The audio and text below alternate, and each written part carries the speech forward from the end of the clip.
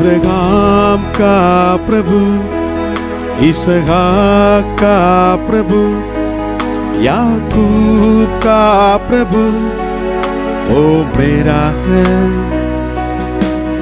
Abraham का प्रभु, इसहाक का प्रभु, याकूब का प्रभु वो मेरा है। वो कभी ना छोड़ेगा, वो कभी ना ठुकराएगा, वो मेरा है, वो मेरा है। वो कभी ना छोड़ेगा, वो कभी ना ठुकराएगा, वो मेरा है, वो मेरा है। वो आदि में था, वो शब्द खुदा संग था, वो शब्द खुदा ही था, वो मेरा है। वो आदि में था, वो शब्द खुदा संग था, वो शब्द खुदा ही था, वो मेरा है। वो कभी ना छोड़ेगा, वो कभी ना ठुकराएगा, वो मेरा है,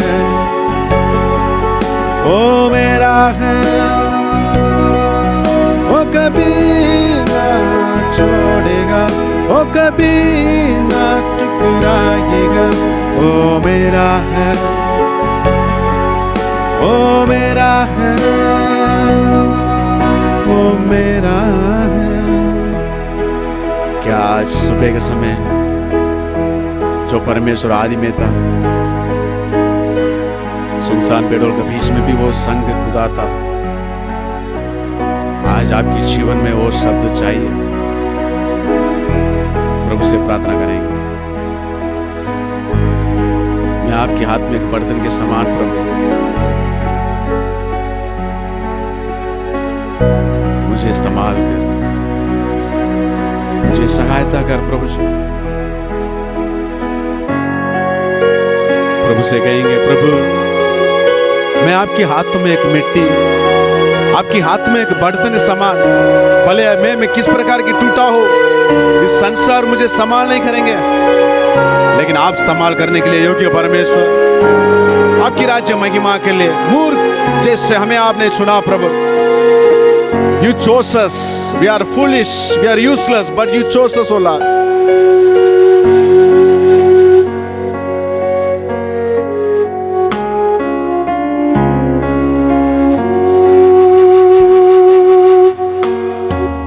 खुद को मैं देता हूँ, पूरे दिल से अर्पण करता हूँ, कुमार के हाथों में बर्तन समान, मुझको बना दे मेरे प्रभु। खुद को मैं देता हूँ, पूरे दिल से अर्पण करता हूँ, कुमार के हाथों में बर्तन समान, मुझको बना दे मेरे प्रभु। मैं थक ना जाऊं प्रभु, इस जिंदगी में कभी, जब तक ये जान है प्रभु, संग तेरे रहना है। मैं तक ना जाऊं प्रभु, ये जिंदगी में कभी, जब तक ये जान है प्रभु, संग तेरे रहना है। अनुग्रह दे तेरी आत्मा से, ताकि बना रहूं मैं सर्वदा। अनुग्रह दे तेरी आत्मा से, ताकि बना रहूं मैं सर्वदा। अपने जानती है तूने, यीशु मैं तेरा हूँ। पीछे ना हट जाऊं मैं, ऐसा तू सामर्थ प्रभु।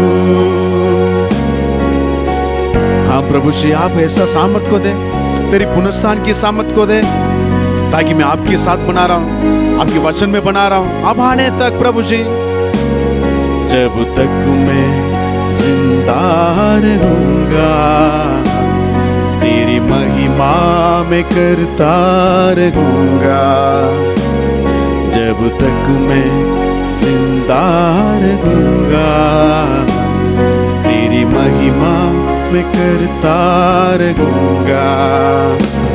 जब तक मैं ना देखूं मसीहा को, अधूरा ये जीवन रहेगा।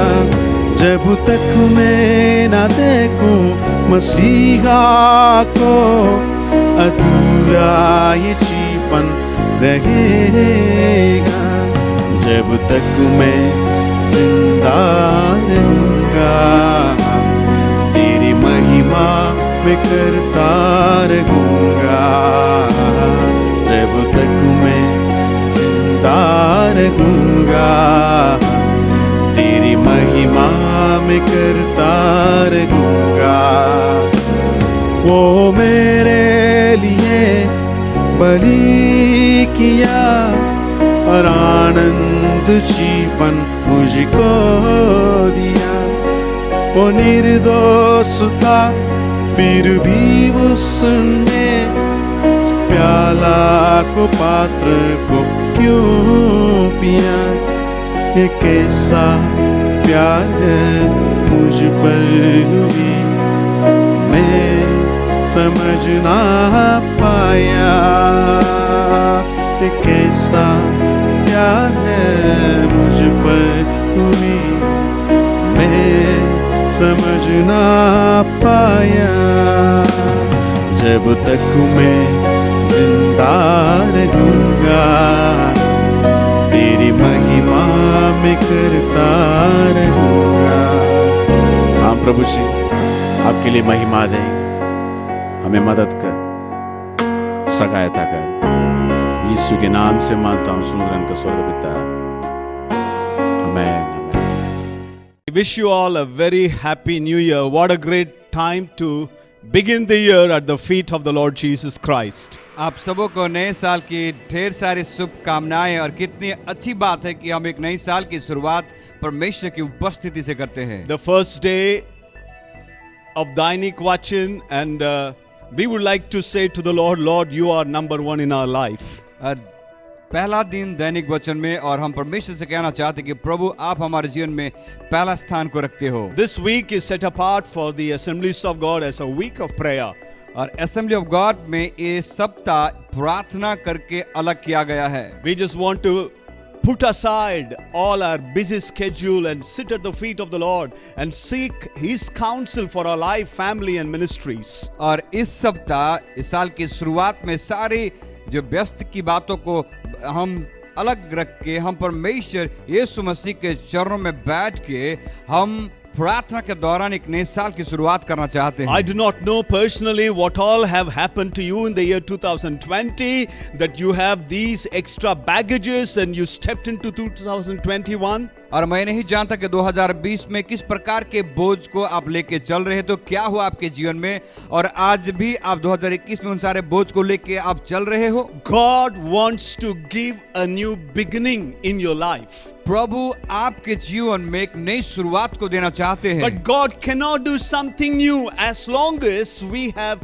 old things in our life. लेकिन प्रभु हमारे जीवन में नए कामों को तब तक नहीं कर सकता जब तक हम पुरानी बातों को हम ढोक के चलते हैं। Remember, Jesus told his disciples, nobody stitches the old cloth with the new one, and nobody pours new wine in the old wineskin.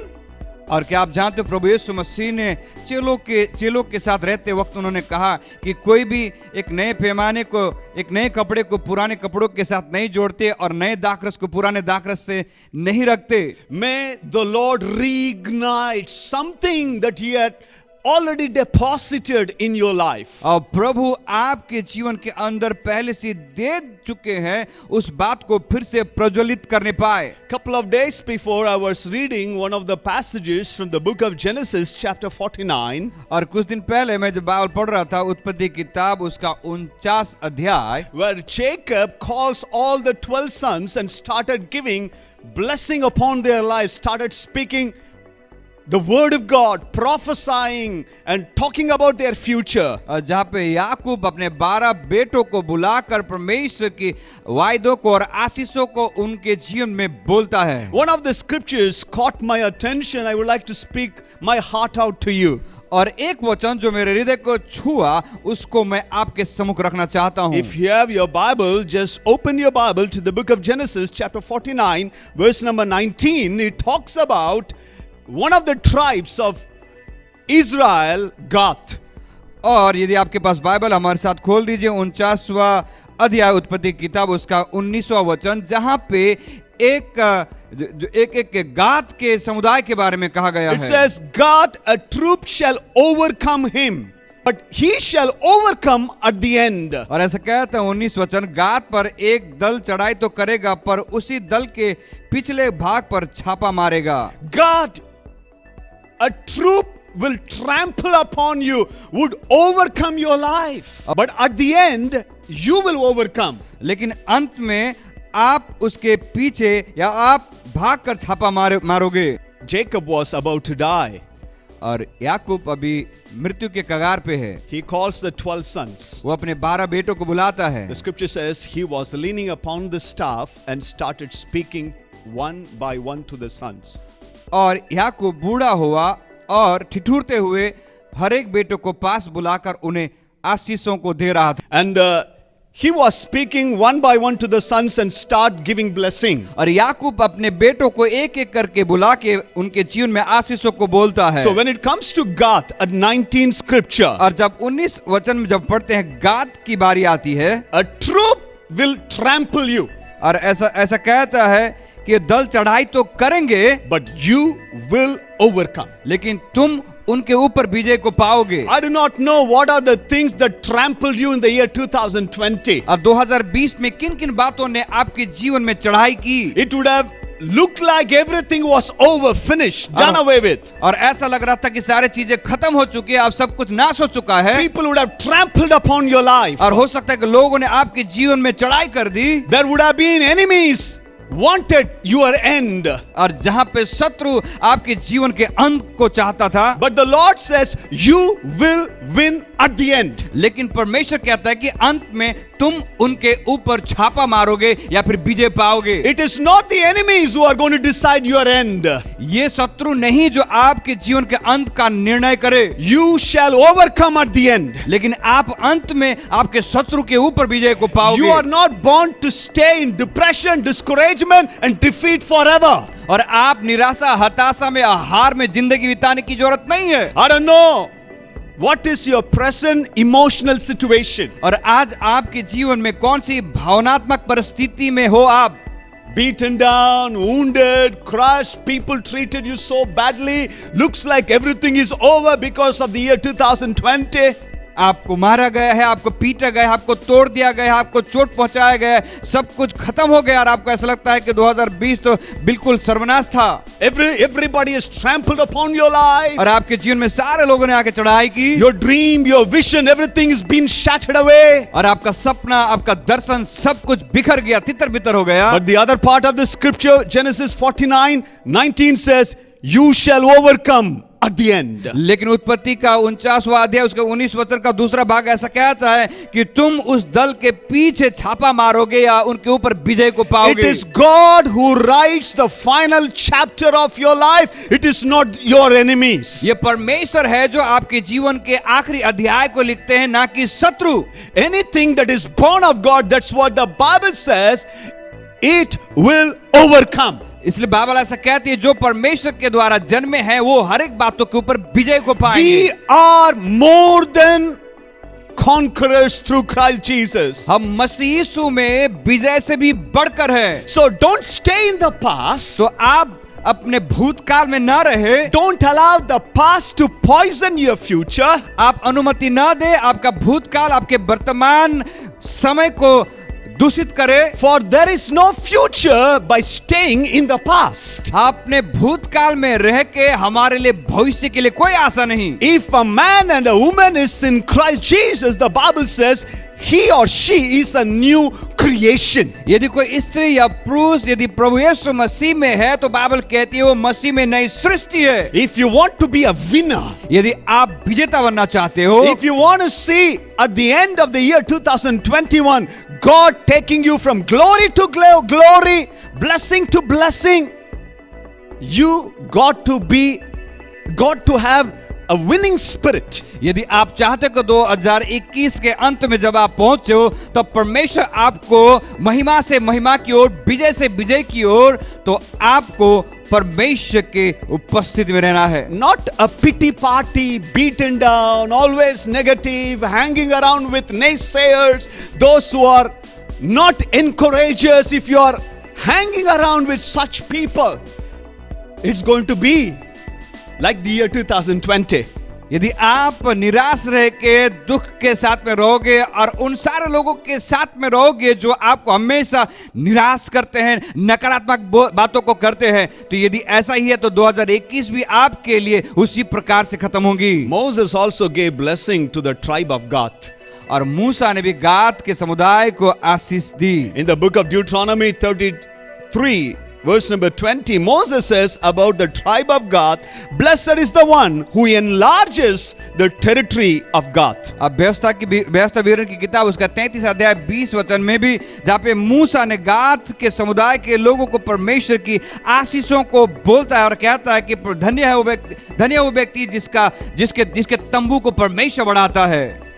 The one who enlarges the territory. जिनके तंबू को परमेश्वर बढ़ाता है। The one who is ready to go to extra mile. जो तैयार है और थोड़ा ज्यादा चलने के लिए। The one who is ready to do anything and everything. और जो व्यक्ति तैयार है कुछ भी करने के लिए परमेश्वर के लिए। The one who is not satisfied with a little thing but always longing for something more. जो व्यक्ति छोटी सी बातों को लेकर संतुष्ट नहीं रह के लेकिन उसके अंदर बड़े चीजों की लालसा रखते हैं, ऐसे व्यक्ति के लिए। That was the blessing that Moses gives to Gad. और वही जो आशीष मूसा ने गाद को दिया। If you want to be a winner at the end, यदि आप अंत में एक विजेता बनना चाहते हो, you just need to have an encouraging spirit. तो आपके अंदर उत्साह करने वाली जो आत्मा रहना है। Desiring always for more. आपके जीवन में एक ऐसा आत्मा रहना जहाँ पे आप हमेशा ज्यादा चीजों की परमेश्वर की ओर से लालसा रखें। Lord, I am not happy with what I am doing right now. प्रभु मैं खुश नहीं हूँ जिस काम को और सेवकाई को मैं कर रहा हूँ। I need something more, Lord. लेकिन प्रभु मैं इससे भी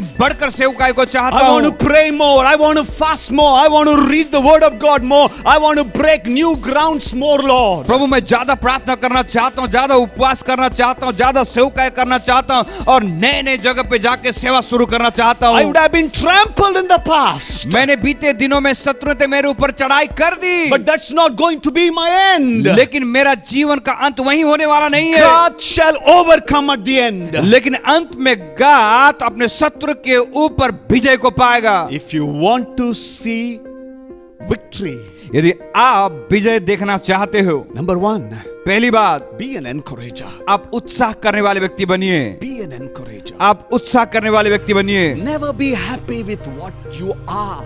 और जो कुछ आप है उस बात से आप संतुष्ट ना रहे, Long for something more. लेकिन आप जीवन में और पाने की लालसा रखे परमेश्वर की ओर It's से। very interesting in the book of Jeremiah chapter 38 verse number 1. यिर्मयाह की किताब उसका 38 अध्याय उसके 1 वचन जब हम पढ़ते हैं, Jeremiah had lot of enemies. और यिर्मयाह के बहुत सारे शत्रु थे। 4 men of them, the enemies of Jeremiah, put him in a pit. और यिर्मयाह के जो गड्ढे में डाल दिया। लोग थे उसको यिर्मयाह को लोगों ने गड्ढे पे डाल दिया। And the Raja comes to know, the king comes to know that. और जब राजा को पता चलता है कि यिर्मयाह को गड्ढे पे डाल दिया गया है, He sends 30 men to pull him out of the pit. और राजा ने 30 जो सिपाहियों को भेजकर, शूरवीरों को भेजकर यिर्मयाह को उस गड्ढे से निकालता है। It just needed only 4 people to put somebody in the pit. और 4 लोगों की ही जरूरत थी किसी को गड्ढे पे धक्का मारने के लिए। But गड्ढे से बाहर निकालने के लिए 30 people were needed. लेकिन अभी गड्ढे से यिर्मयाह को बाहर निकालने के लिए 30 लोगों की जरूरत थी। What kind of person you are? आप किस प्रकार के व्यक्ति हो? गड्ढे में धक्का देके किसी को क्या है दफना करना तो इजी है। Only 4 people are needed. किसी को गड्ढे पे गिराने के लिए, धक्का मारने के लिए 4 लोग तो काफी है। But to pull somebody out of the miry clay from Lick- the lowest point of their life, लेकिन किसी व्यक्ति को गड्ढे से, उस दरार से बाहर लेके आने के लिए it takes a lot of effort. जिसमें बहुत ज्यादा मेहनत की जरूरत है। And the good news is this: और सुसमाचार ये है, there are more people, more encouragers, more willing to lift up people, those who have fallen down. और ऐसे बहुत सारे लोग हैं जो गिर जाते हैं, उनको उठाने के लिए Be an encourager. आप उत्साह करने वाले व्यक्ति बनिए। Don't be happy with what you have been doing this year. और इस साल जो कुछ कर रहे हो उस बात से आप संतुष्ट मत रहिए। That's what the Lord says to Jeremiah in the book of Jeremiah, chapter 12, verse number 5. If you are tired of racing with men on foot, how are you going to run or compete with horses? इसलिए परमेश्वर यिर्मयाह से कहता है, यदि तुम प्यादों के साथ ही चलते हुए थक गए, तुम घोड़ों के साथ कैसे बराबरी कर सकोगे? In other words, God was saying, don't just compete with footmen. और दूसरे शब्दों में प्रभु उनसे कहता है, जो पैदल चल रहे उनके साथ तू अपनी बराबरी मत कर, I want you to run with horsemen. लेकिन मैं तो चाहता हूं जो घोड़े पे चलते हैं उनके साथ तू अपनी बराबरी कर। I want you to excel in everything. और मैं तो चाहता कि तू सारी चीजों में निपुण बने। If you want to win at the end, यदि आप अंत में विजय को पाना चाहते हो, be an encourager this year. और इस साल आप दूसरों को उत्साह करने वाले व्यक्ति बनिए। Secondly, और दूसरी बात, it's again about God. और फिर से इस गाद गोत्र के बारे में। First Chronicles chapter 12 verse number 8. अब पहला इतिहास उसका 12 अध्याय उसका 8 वचन, And it's about the tribe of God joining David. और यहाँ पे गाद गोत्र के लोग दाऊद के साथ जुड़ते हैं। When David was running from place to place to place, hiding in the caves, जहाँ पे दाऊद अपने आप को छुपाने के लिए गुफाओं में घूमता फिरता है, the tribe of God defected and they came and they joined with David. और गाद के गोत्र के जो लोग थे उन्होंने आकर दाऊद को सब सहयोग किया। About them, the scripture says their faces were like the faces of lion, और बाइबल ऐसा कहती है कि उनके जो चेहरे थे सिंह के समान थे, and their feet were like the feet of gazelle, that is deer, swift in the mountain. और ऐसा कहता है उनके जो मुंह सिंह के समान और उनके जो पांव थे पहाड़ी के मृग के समान बेग से दौड़ने वाले थे। Let me revisit the scripture we have read initially. और फिर से हम वापस उस वचन को पढ़ेंगे जिसको शुरुआत में हमने पढ़ी। What was the blessing the tribe of God got it?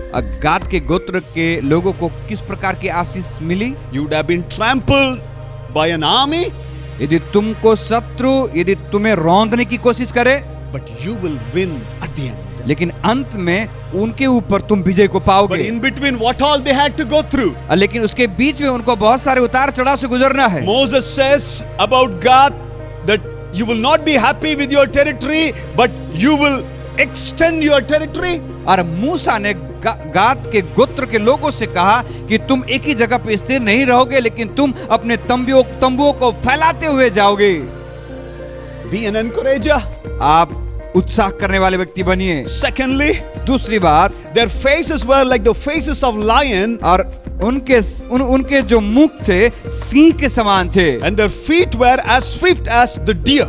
और उनके पांव पहाड़ी पर चलने वाले मृग जो तेज से दौड़ने वाले ऐसे ही थे। Face like the lion, it talks about laser focus. एक लक्ष्य के समान। And their feet like the deer is like quickness, swiftly. और उनके जो पांव थे मृग के समान, मतलब जल्दी से कदम को आगे बढ़ाने वाले। Lions are focused. और जो सिंह रहते हैं वो अपने शिकार को बड़ी ध्यान से देखते हैं They cannot be distracted easily. और उनका ध्यान कभी भंग नहीं होता अपने उस मुकाम को पाने के लिए। So about Gath it says they are well focused like lion. और इसलिए गाद के गोत्र के बारे में बताया गया कि उनकी जो देखने का तरीका है, उनका लक्ष्य जो है स्थिर रहेगा And quick as the deer, their feet were quick like the deer. और उनके पांव पहाड़ी मृग के समान तेज से दौड़ने वाले, तुरंत काम करने वाले पांव रहेंगे। The Lord has to give victory. यदि प्रभु आपको विजय देना है, If you want to be a winner, यदि आप विजेता बनना है, you got to be focused. आपका ध्यान स्थिर रहना है। May this year be a year that nothing will distract our life. होने दीजिए कि ये साल एक ऐसा साल होने पाए जहां पे आप अपने ध्यान जब रखते हो, आपका जो लक्ष्य है उस लक्ष्य से आपका ध्यान भंग ना होने The पाए। one thing that God has kept us in our life, the one thing, as Paul says, I forget the past and press on to the future, the goal that is set before me. इसलिए प्रेरित पौलुस कहता है कि मैं एक ही चीज करता हूं, मैं पुरानी बातों को छोड़ के मैं अपने लक्ष्य की ओर आगे बढ़ता हूं Nothing to distract us. और उस लक्ष्य की ओर आगे बढ़ने के लिए कोई भी चीज मुझे हिला नहीं सकती। Things will come, things will go. चीजें आएंगी और जाएंगी, Name, fame, popularity, nothing will take us from the purpose and the plan of God. और जो नाम, शौहरत और इज्जत, ये सारी बातें हमें परमेश्वर की उस निशाने की ओर बढ़ने से नहीं रोक सकती। And our feet swiftly और हमारे Tracked. पांव जल्दी से मुड़ने वाले, वेग से दौड़ने वाले पांव के समान हो जाएंगे। It's like Joseph ये यूसुफ के समान, when Potiphar's wife was trying to distract him. जब पोतीपर की पत्नी ने गलत दृष्टिकोण रखा यूसुफ के ऊपर, He was ready to run away from the place swiftly. और यूसुफ उस समय तुरंत वहां से भाग गया। वो May this year be a year. ये साल एक ऐसा साल होने पाए We will be focused. ताकि हमारा ध्यान स्थिर रहे Anything that is not godly, और जो कुछ भी चीज परमेश्वर की ओर से नहीं आती है anything that is not sent from heaven, और जो चीज स्वर्ग की ओर से नहीं मिलती है, things that does not please God, जो बातें प्रभु को खुश नहीं कर सकती, we would not accept it. उन सारी चीजों को अपने जीवन में स्वीकार नहीं We करेंगे। would leave that place. We would be able to say, this is not from God and this is not for me and my family and my church. और उन चीजों को हम छोड़ देंगे और हम कहेंगे ये परमेश्वर की ओर से नहीं है, मेरे परिवार को और मेरे जीवन में ये सारी चीजें नहीं चाहिए क्योंकि ये परमेश्वर की ओर से नहीं है। Pleasing God will be priority of our life. परमेश्वर को खुश करना हमारे जीवन की प्राथमिकता बनने पाए। If you are a winner, यदि आप विजेता हो you got to be focused. तो आपको अपने लक्ष्य की ओर बढ़ना है। Finally, और अंत में again this is about Gath. अब फिर से गाद के बारे में कहा गया। Gath and the tribe of Reuben, they were so close. In the Old Testament, if you've been studying the Old Testament, next time, anytime you read about Reuben, you will also read about Gath. यदि आप पुराने नियम में पढ़ते हो, जब कभी भी आप गाद के बारे में पढ़ते हो तो आपको पता चलेगा गाद के गोत्र और रूबेन के गोत्र दोनों एक दूसरे के साथ सहभागी रखते थे। The Bible talks about Reuben as somebody turbulent as water. और रूबेन के बारे में बाइबल ऐसा कहती है कि वो पानी के समान, Not stable.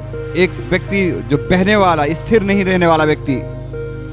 Every time Reuben would take some initiative to move and Gad will also follow Reuben. और हमेशा जो रूबन के गोत्र थे वो किसी चीज को करने के लिए आगे कदम को बढ़ाते थे, साथ ही साथ गाद के गोत्र भी उनके साथ साथ रहते थे। In other words, Gad was associated with Reuben who was unstable. और गाद के गोत्र रूबन के गोत्र के साथ जुड़े हुए थे जो रूबेन के गोत्र स्थिर नहीं थे किसी बात में। As a result of that, if you read the book of Joshua chapter 13, यदि आप यहोशू की किताब 13 अध्याय यदि आप पढ़ते हो, when the land was divided, जब उस वायदा का देश का दो भाग किया गया, Reuben and Gad, both the tribe, could not enter the promised land. They were the other side. They could not cross the river Jordan. They could not cross the river Jordan and enter the promised land. और जब हम यहोशू की किताब में 13 अध्याय में जब हम देखते हैं, रूबेन के गोत्र और गाद के गोत्र के जो लोग थे वो उस यर्दन के उस पार नहीं पहुंच पाए वायदे के देश में। when we associate ourselves with unstable people, जब आप और मैं एक ऐसे व्यक्ति के साथ सहभागी रखते हैं जो व्यक्ति अपने जीवन में स्थिर नहीं है, it's going to affect our personal life too. उनकी संगति हमारे व्यक्तिगत जीवन को भी प्रभावित करेगी। What kind of people that we are going to associate with this year? और इस साल हम किस प्रकार के लोगों के साथ हम संगति या संबंध रखने वाले हैं, That will affect our dream and God-given vision. और वही हमारे सपने और परमेश्वर के द्वारा दिए गए दर्शन के ऊपर निर्भर रहती है। If we are hanging around with negative, bitter, unstable people, यदि हम हमेशा नकारात्मक शब्दों को निराश करने वाली बातों को लेके ऐसे लोगों के साथ यदि हम जुड़े रहते हैं, that's going to affect our life too. तो ऐसे लोगों के साथ संगति करना और जुड़ना हमारे जीवन को भी प्रभाव कर सकता है। Because when people walk into our life, it is not just people. जब लोग हमारे जीवन में आते हैं तो सिर्फ लोग ही नहीं आते, Their emotions, there is a connection with that. और जब हम किसी व्यक्ति के साथ जुड़ते हैं तो सिर्फ हम ऐसे ही जुड़ते नहीं, लेकिन उनके साथ एक संबंध हो जाता है, उनकी भावनाएं और उनकी आत्माएं भी हमारे जीवन में हावी हो जाती है। Wrong people can destroy our life. गलत व्यक्ति हमारे जीवन को नाश कर सकते You हैं। remember when Mary and Elizabeth met each other? जब मरियम और एलिजाबेथ दोनों एक दूसरे से मिले, The moment Mary started speaking, the baby in the womb of Elizabeth leaped in joy. और जब मरियम ने अपने होठों को खोल के एलिजाबेथ से बात करने लगी तो बाइबल से कहती है एलिजाबेथ के अंदर जो गर्भ में था वो बच्चा उछलने लगा। Right kind of people will build you up. और सही प्रकार के लोग आपके जीवन को बनाएंगे, Wrong people will destroy you. और गलत प्रकार के लोग आपके जीवन को नाश कर देंगे। When God wants to bless you, He will send a person. यदि परमेश्वर आपको आशीष करना चाहे, परमेश्वर इंसान को ही भेजेंगे। But when the devil also wants to destroy you, he will also send a person. और शत्रु शैतान भी जब आपके जीवन में कुछ करना चाहे तो वो भी इंसान को ही भेजेगा। So choose wisely. तो आप बुद्धिमानी के साथ चुनाव करें, Associate with the right person. सही लोगों के साथ हम जुड़े रहे। Wrong association can destroy our life. और गलत संगति में जुड़ने के दौरान हमारे जीवन को हम नाश कर सकते हैं। I pray that this year that we will become an encourager. और हम विश्वास करते हैं ये साल 2021 हम लोगों को उत्साह करने वाले व्यक्ति बनने वाले We हैं। will be focused. हम एक ध्यान को केंद्रित करने वाले व्यक्ति We रहेंगे, will make sure that we have a right kind of association. और हम इस बात से भी निश्चित रहेंगे कि हम सही लोगों के साथ ही संगति में हम जुड़े रहेंगे। Let me just read that scripture that we read initially one more time. और फिर एक बार उस वचन को हम पढ़ेंगे जो शुरुआत में उस वचन को हमने पढ़ा। God, a troop shall overcome him, but he shall overcome at the end. और गात के बारे में ऐसा कहता है 39वां अध्याय उसका 19वां वचन ऐसा कहता है, गात पर एक दल चढ़ाई तो करेगा पर वह उसी दल के पिछले भाग पर छापा मारेगा। You will win at the end. अंत में आप अपने शत्रु के ऊपर विजय पाओगे। Be an encourager. आप उत्साह करने वाले व्यक्ति बनिए। Be a focused person. आप अपने ध्यान को केंद्रित करने वाले व्यक्ति बनिए। Choose the right kind of people. आप सही लोगों का चुनाव करें अपने जीवन May में, God bless you. ताकि प्रभु आपको आशीष दे। Close your eyes. आइए आंखों को बंद करें। It can be your birthday or wedding anniversary, हो सकता है कि आज आपका जन्म दिवस या शादी की सालगिरह है, or you need to make some important decision. या फिर आपको कोई महत्वपूर्ण बात में निर्णय लेना है। Ask the counsel of God before you take further decisions. आप अपने जीवन में किसी बात के ऊपर निर्णय लेने से पहले परमेश्वर की ओर से सलाह ले लें। Ask Him, does it please Him? आप पूछिए प्रभु से, क्या प्रभु ये बातें आपको खुश करती है? What to do, Lord? प्रभु मैं क्या करूं? He will guide you, He will lead you. और प्रभु आपको अगुवाई करेंगे, आपको मार्गदर्शन देंगे। Let's bow our head in the presence of God. आइए प्रभु की उपस्थिति में अपने सरों को झुकाएं। I request Pastor Nilesh to lead us in prayer. आइए हम प्रार्थना करें। स्वर्गीय पिता, आपके चरणों में यीशु के नाम से हम आते हैं। प्रभु हम प्रार्थना करते हैं जैसे आज हमने वचन को सुने परमेश्वर, कि प्रभु हम एक ऐसे व्यक्ति बनने पाए जो हमेशा दूसरों को इनकरेज कर सके, दूसरों को उत्साह कर सके प्रभु, और एक ऐसा व्यक्ति प्रभु हम अपने लक्ष्य की ओर आगे बढ़ते रहने पाए। प्रभु कोई भी बातें, कोई भी चीजें प्रभु हमें अपने लक्ष्य से अलग न हटाने पाए। और प्रभु हम प्रार्थना करते प्रभु कि सचमुच परमेश्वर हम सही लोगों के साथ हम संबंध को बना पाए, वो लोग जो हमें विश्वास में आगे बढ़ाते हैं, जो लोग हमें उत्साह करते। प्रभु मदद कीजिए परमेश्वर, एक नए साल की शुरुआत प्रभु नए रीति से कर पाए परमेश्वर। जिस प्रकार से आपके वचन को हमने सुना उसी प्रकार प्रभु हम जीवन को जिए प्रभु, और जिस प्रकार से बाइबल में हमने पढ़ा प्रभु, जिस प्रकार से गाद के जीवन में शत्रु ने चढ़ाई तो की, लेकिन अंत में गाद ने अपने शत्रु के ऊपर विजय को पाई। प्रभु हम प्रार्थना करते हैं यीशु के नाम से, जितने हमसे जुड़े हुए हमें देख रहे हैं और सुन रहे प्रभु, होने दीजिए परमेश्वर। हर एक के जीवन किस प्रकार की परिस्थिति हम नहीं जानते, लेकिन प्रभु होने दीजिए इस साल के अंत में प्रभु हम अपने शत्रु के ऊपर विजय को हम पाए। पिता धन्यवाद हमसे बात करने के लिए, लगातार प्रभु ये वचन हमारे कानों में हृदय में गूंजते रहने पाए। धन्यवाद के साथ प्रार्थना यीशु के नाम से मांगते हैं, Amen. God bless you. Have a great day. प्रभु आपको आशीष दे, ये दिन आपके लिए आशीषमय हो।